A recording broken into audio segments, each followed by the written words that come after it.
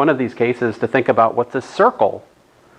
How would we define a circle around with respect to the origin? I would say a circle is the set of points, right, which are distance 1 from the origin, right? So that should also correspond to the set of vectors, where the set of vectors that point, from vectors based at the origin, which have length 1, right? The collection of those vectors where they point to, that should define a circle, right? Yep. Do you mean a unit circle? A unit circle, yes. Thank you. Yeah, we could replace 1 with any other number, then you'd have a circle of radius, whatever number. Positive, right, positive. So a natural question then is to ask, well, what do these circles look like with respect to these other choices of norm? And here's what they look like. Of course, you know the circle, the Euclidean circle. There it is. Yay. The circle with respect to the taxicab norm is actually this diamond, right? And the circle with respect to the sup norm is this square. So I would point out here, so there's something philosophers always say is like, you can't square a circle. When they reach something that's, if they want to point out something somebody's saying is absurd, they'll be like, that's like squaring the circle. It's impossible. It's not. It's actually quite possible. And that might be a relevant thing to bring up to the philosopher who uses the expression, if what they're criticizing is actually based on their lack of imagination, this would be the right thing to say to that person at that point. Because the point is, with mathematical imagination, a circle can become a square. We just need to take the definition of circle to be different than what it is, say, in axiomatic Euclidean geometry. A square is not a circle in axiomatic Euclidean geometry, which is where that phrase comes from, antiquity from, right? In fact, squaring the circle is a statement about constructive geometry. So my statement is, nonsense. But within the norm, technically, would that not be a square? What's that? Within the norm, technically, that wouldn't be a square. I'm not understanding your. Within the norm. So within the norm. Oh, if the circle is not a. Are you saying that? What are you? I'm not sure. I'm going to go on. I'm going to go on. So, all right. So the point is, I think it's fun to think about these different definitions. But so then the question is, well, okay. So what's the norm for all of our examples? So I've only told you about the norm for Rn, 4 different choices. Well, infinitely many different choices because p is variable, right? But you can pretty much do the same thing for m by n matrices or for complex vectors. Like, what's the norm? I erased them. If you can imagine those things I had written over there, what would the norm be of that, like, 8-dimensional, well, that, the 4 complex vector? What you do, if you wanted to calculate the Euclidean length, you just take the square root of the sums of the squares of the components. And we could define that to be the norm. Or we could take the sum of the 1 norms, and that would be like the taxicab norm for Cn. We have different choices, but we're going to choose the Euclidean norm as a point of specificity in here, okay? So here's some definitions, like the standard norm for m by n matrices. Let me put it into words. To calculate the length of a matrix, all we do is we string out the matrix as a giant vector of its components and calculate the length of that vector just like it's a vector in n-dimensional space.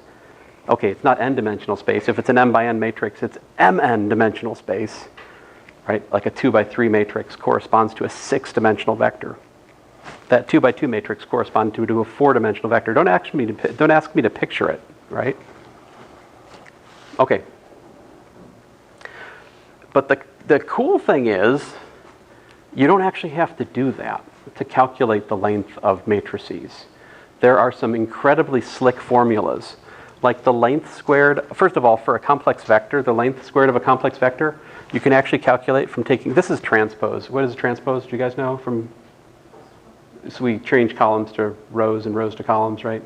Good? Okay, so, and this is the complex conjugate, which just means make I become minus I, right? This is a formula for calculating the square of the Euclidean length of a complex vector.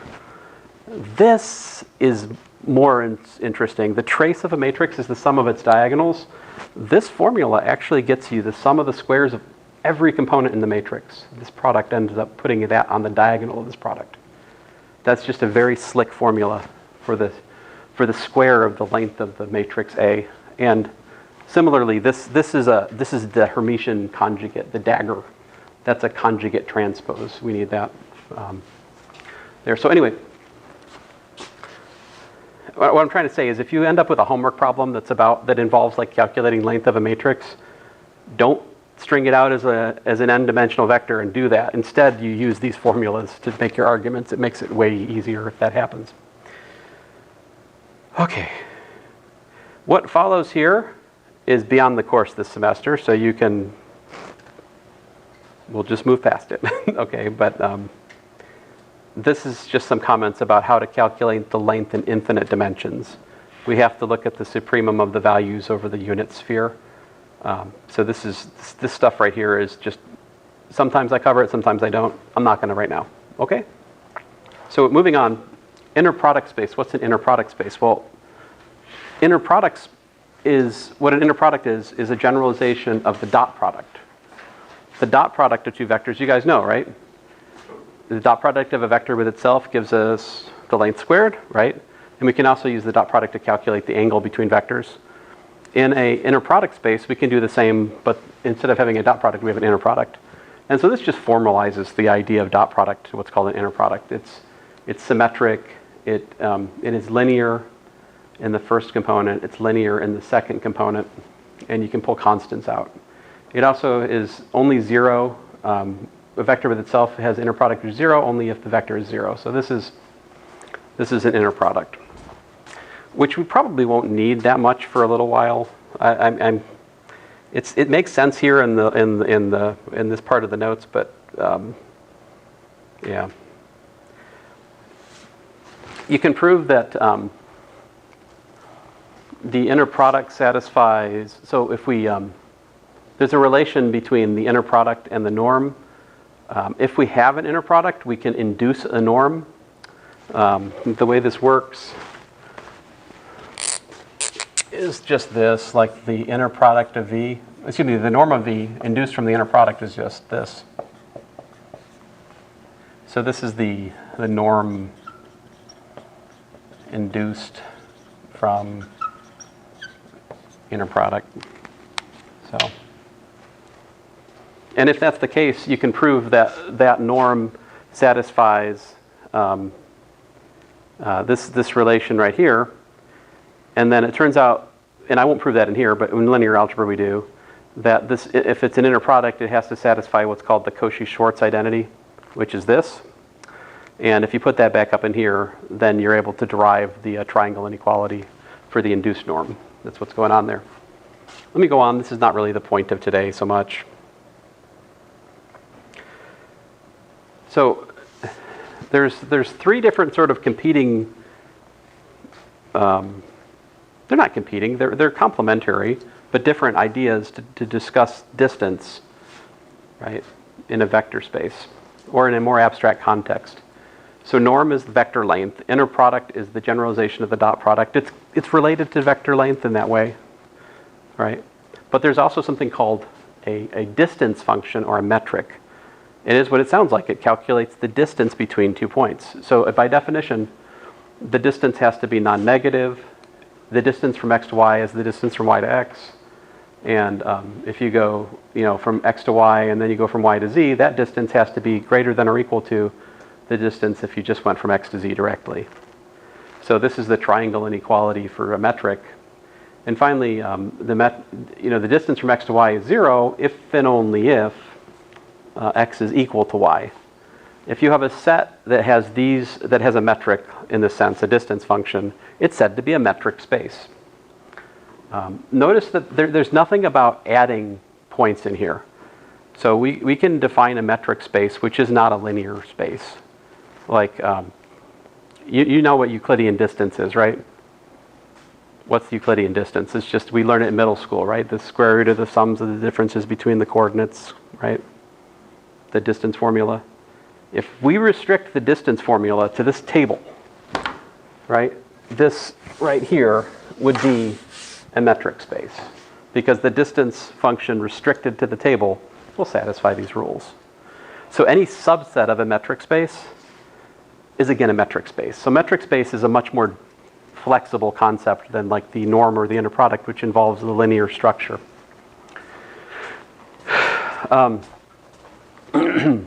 Moving on here. Yeah, there's another use of the term metric we'll talk more about later. But this brings us to topology and limits in normed linear spaces. So what is topology? Topology is the study of what is an open set in your context. And if we have a metric, we can define a topology that's called the metric topology. So let me get to it here. So in a normed linear space, you can define an open ball centered at x naught with radius r. What you do is you take all points in the vector space which are at most distance r from the center, which is x naught.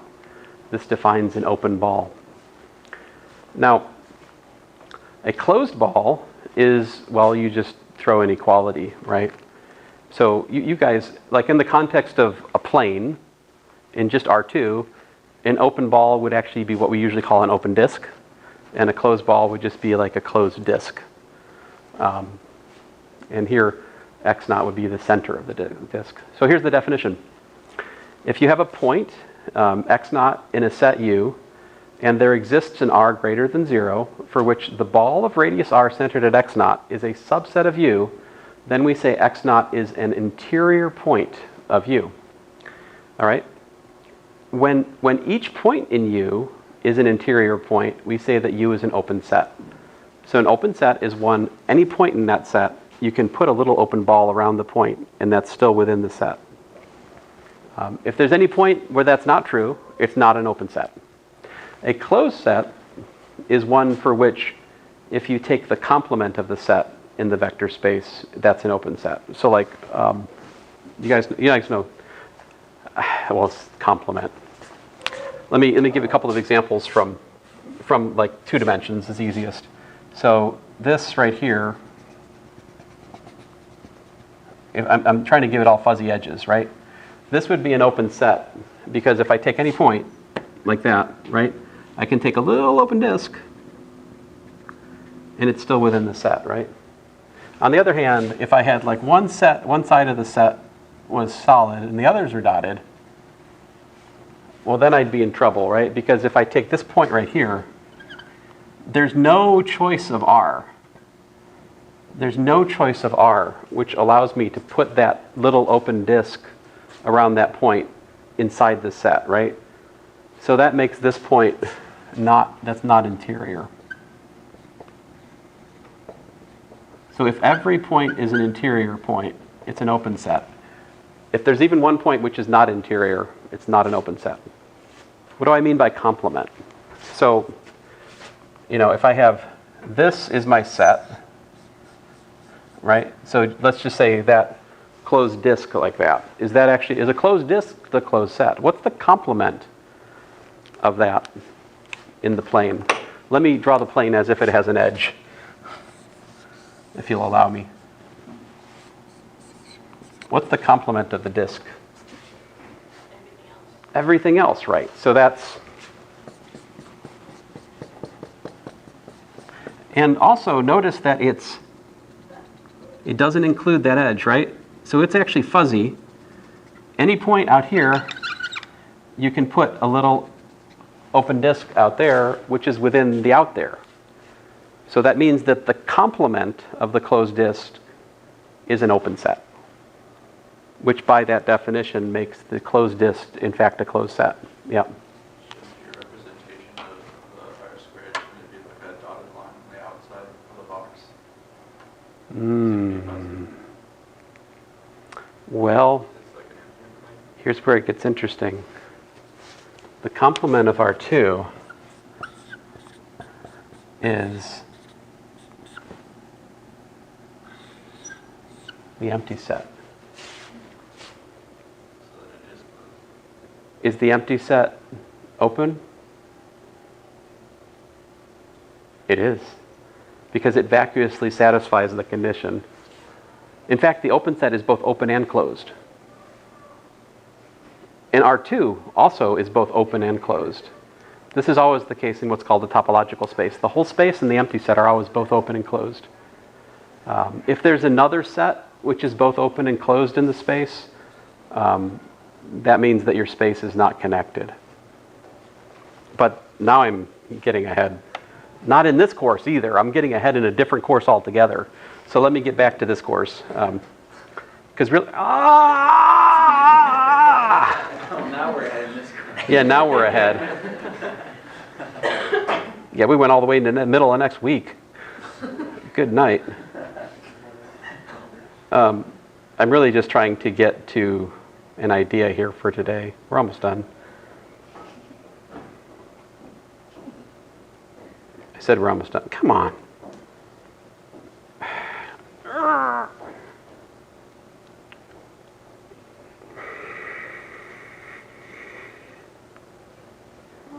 All right, so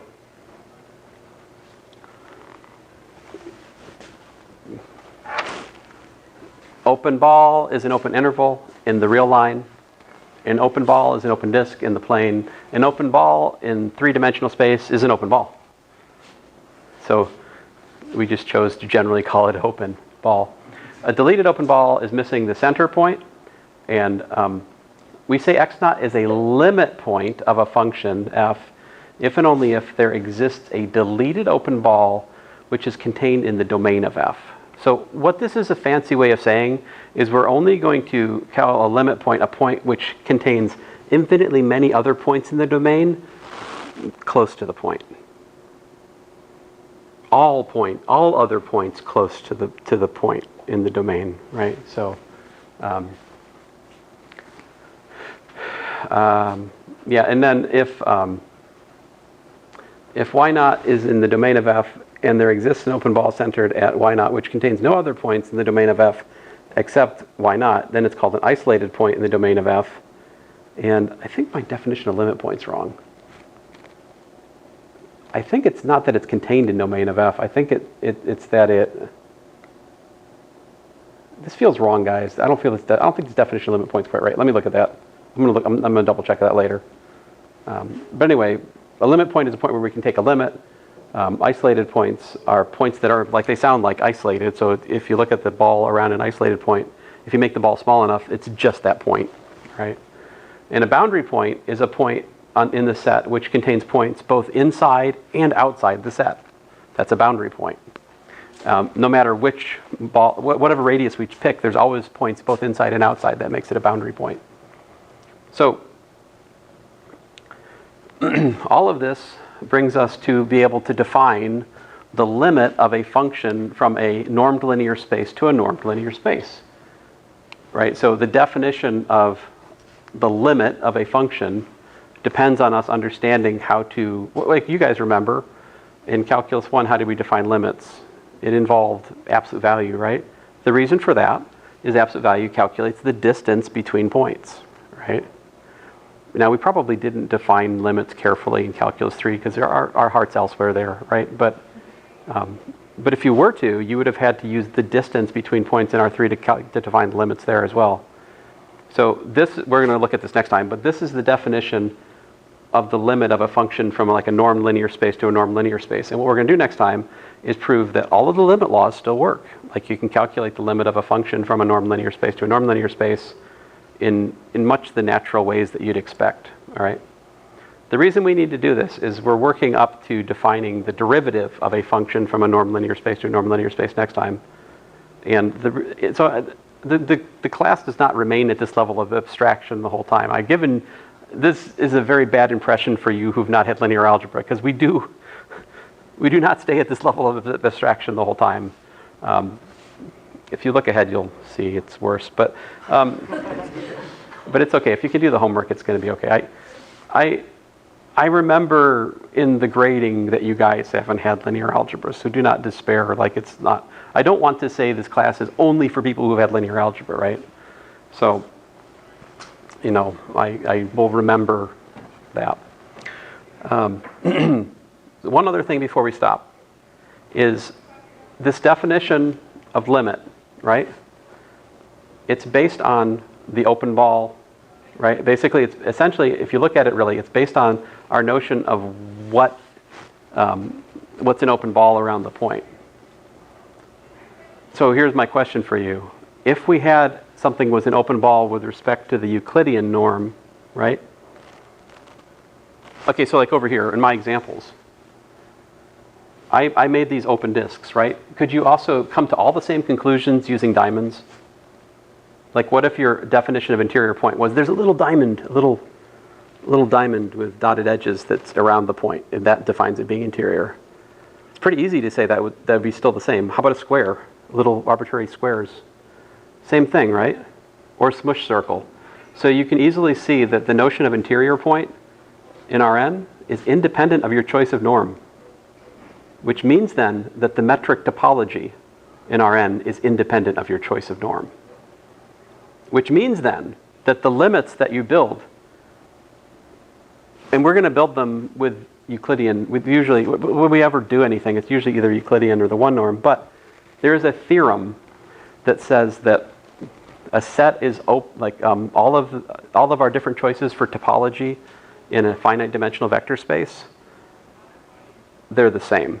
There is a unique topology in a finite dimensional vector space. Am I saying this right? Oh man, I better check myself. But anyway, I guess I got to stop now because I'm going to go over time if I'm not careful. Sorry. I'll try not to always go over, but I do get excited in here.